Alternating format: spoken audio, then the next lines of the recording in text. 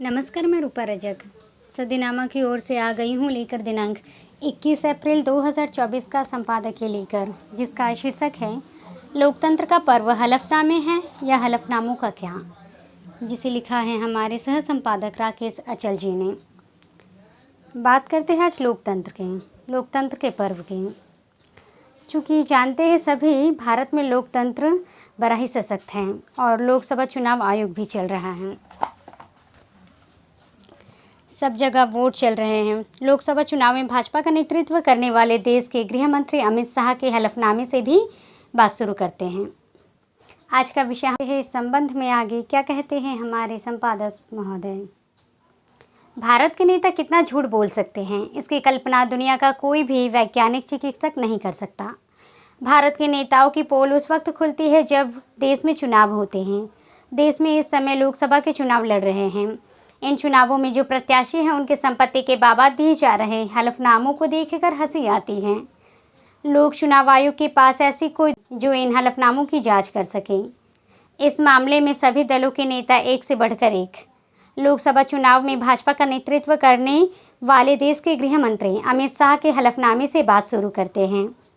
गांधीनगर से भाजपा उम्मीदवार और गृह मंत्री अमित शाह के पास 20 करोड़ की चल और 16 करोड़ की अचल संपत्ति है, लेकिन शाह के पास खुद की कार नहीं। आयोग में दाखिल चुनावी हलफनामे के अनुसार उनके पास 72 लाख के गहने हैं। इनमें उनके खरीदे हुए सिर्फ 8.76 लाख के हैं। पत्नी के पास सोने के 1620 ग्राम और हीरे के 63 कैरेट के गहने हैं। गृह मंत्री के पास 24,164 रुपये नकद और 42 लाख रुपये का लोन भी। शाह साहब करोड़पति होकर भी कार क्यों नहीं खरीद पा रहे हैं, ये एक रहस्य है। इसका उद्घाटन वे खुद कर सकते हैं या राम जी। कहते हैं कि राजनीति में आने से पहले वे मनसा में प्लास्टिक के पाइप का पारिवारिक व्यवसाय संभालते थे।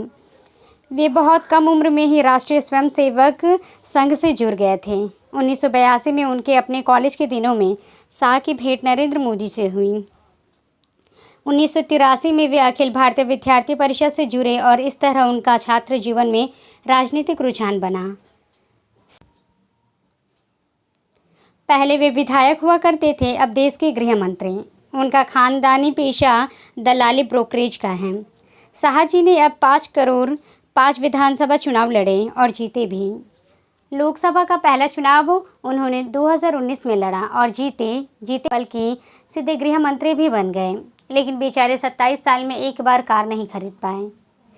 अब आपको मैं पूरे 543 नेताओं के हलफनामे तो नहीं दिखा सकता, किंतु जो दिलचस्प है उनकी बात अवश्य करता हूँ। अल्पसंख्यकों के नेता ओवैसी का चुनावी हलफनामा ओवैसी की संपत्ति का खुलासा करता है। हलफनामों में असदुद्दीन ओवैसी ने अपनी संपत्ति को लेकर खुलासा किया। इसके मुताबिक उनके पास 2.80 करोड़ रुपए की चल संपत्ति, इसमें कैश, सोना, बीमा जैसी चीज़ें शामिल हैं। ओवैसी की पत्नी के नाम पर 15.71 लाख रुपए की चल संपत्ति दर्शाई गई, जबकि उनके पास 16.1 करोड़ रुपए की अचल संपत्ति है। 1994 से चुनावी राजनीति में ओवैसी पर 7 करोड़ रुपए का लोन भी है। उन्होंने एक घर लोन पर लिया जिसकी कीमत 3.85 करोड़ रुपए है। सबसे दिलचस्प हलफनामा मध्य प्रदेश के 18 साल मुख्यमंत्री रहे मामा शिवराज सिंह चौहान का है। विदिशा लोकसभा के बीजेपी प्रत्याशी नामांकन दाखिल करने वाले शिवराज सिंह चौहान ने चुनाव आयोग को दिए हलफनामे में बताया है कि उनके पास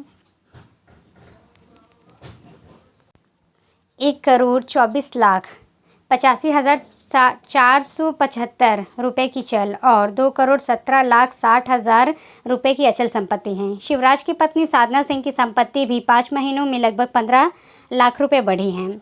अगर नकदी की बात करें तो शिवराज सिंह चौहान के पास कुल 2,05,000 रुपये नकद है। वहीं उनकी पत्नी साधना सिंह के पास करीब 1,65,000 रुपये नकद है।